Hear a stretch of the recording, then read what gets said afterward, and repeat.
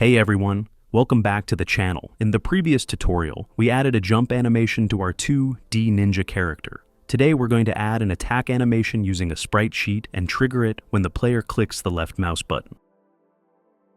I've already downloaded an attack sprite sheet from an asset package.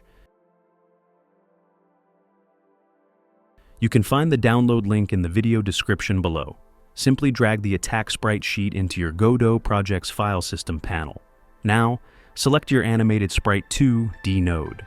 In the inspector, click the Add button to create a new animation. Name this animation Attack. Next, click Add Frames, then choose the attack sprite sheet we just imported. Set the horizontal and vertical values based on the number of frames in the sprite sheet. Once that's done, select all the attack frames and click Add. Set the animation speed so the attack feels quick and responsive.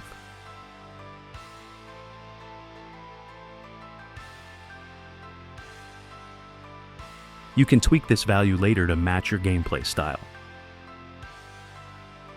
Open Project Settings.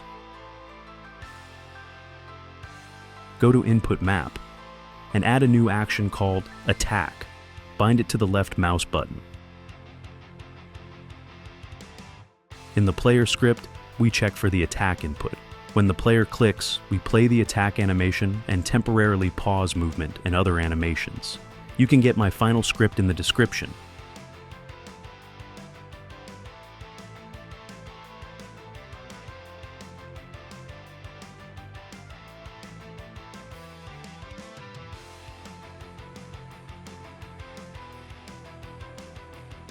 Select Animated Sprite 2D, open the Node tab, and connect the animation_finish signal to the player script.